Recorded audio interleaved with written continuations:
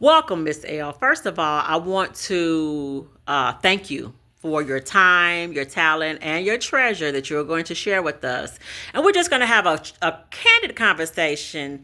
And I want to shift gears a little bit and talk about yesterday. So, previous conversations, me and some of the ladies were talking about life after 40, but I want you to dive deep and I want you to think about your past and with the knowledge, the wisdom, and understanding that you have now in your formative years, primitive years, the current, what would you tell your 20-year-old self with your 40-year-old knowledge? The main thing um, would be to continue to love yourself, spoil yourself, take care of yourself.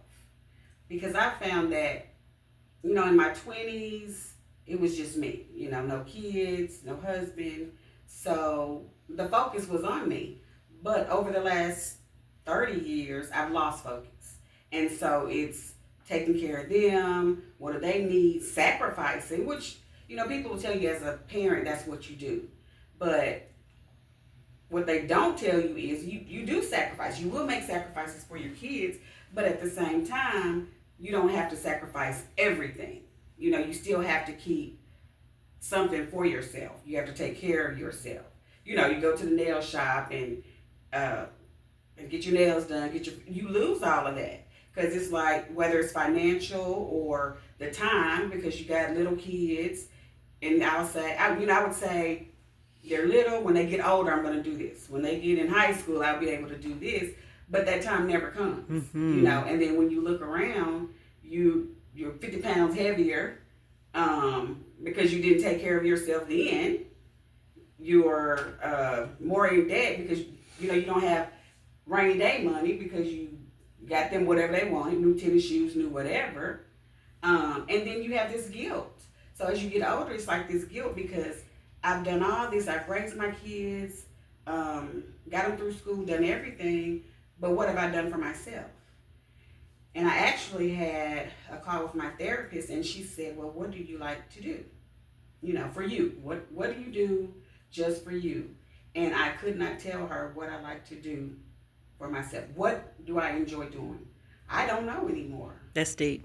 I don't know. And so she said, well, do you like to shop? Do you like to read?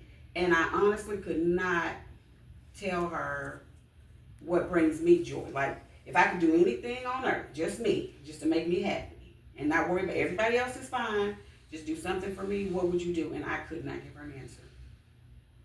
Because it's just so, every day it's something. Take care of this, get the kids here. Even though they're, older, 19 and 22, I still feel like I gotta, mother them. And at what point, and I'm still struggling with that, because at what point do I say, no, I'm not going to do that. This is about me. I'm going to take this time for myself. Because even just taking a girls' weekend, the younger one was like, yeah, I want you to go, but I'm going to cry. It's just like that guilt, like, you're going to cry? Like, I'm literally going just for a couple of hours. So I'm going anyway, but then you have that guilt, like, should I have done, that's my child. And what if something happens? And then what if you do this? And I have a child that she struggles with seizures. So, and she's the oldest, but, she's a nursing major. She's about to go into the nursing field. But you still, as a mother, it's like, some nights you don't sleep. She's not feeling good. She got a headache. Well, I'm scared to go to sleep because what if something happens, She's at her apartment, but do I need to make her come home? Like, what do I need to do? And then here I am all stressed out, blood pressure high. And the therapist told me, what good can you do for your child if you sick? You're not here. And that's what led to the what do you like to do? So she gave me two things to do. A breathing technique for stress and then journaling. And she told me to just write down. So my goal is to figure out what I like to do because I have no clue. Even today. Even today. Still working on it. I do not know. So what I heard you say was, for your 20-year-old self, the primitive or the meat of the conversation is Don't lose you. Don't And lose all you're getting, keep you at the focus. and find a balance. You know, you can do these things. You can be a great mother. You can be a great wife. You can take care of your family. You can take care of a sick parent. But at the same time, you gotta take time For yourself. For yourself. Wow. Wow. That's rich. Taking care of your children is taking care of you. And my children are adjusting. Right now, I'm away. She wants to go home, but she also knows that mama's having a good time by herself, with her friends, and I need this time. And so we'll talk about it later, but you know, I haven't done this in a long time. I don't do this often. It's necessary. That's necessary. That It was is good. necessary. But do you have that guilt when she calls and when she calls and says, "I know you're having a good time, but I want to go home." For 30 seconds, I was like, well, let me call Nicholas and have him go pick her up. No. And then she said, okay, I'll just see you tomorrow. I want to go home and sleep in my own bed, but I'll see you tomorrow. I can honestly say that finding the question is that it's almost like juggling balls. At sometimes you juggle it, but if you keep adding things to your juggle, something is going to fall. And most of the time, we fall as women. We don't like to be transparent because we are taught to be private.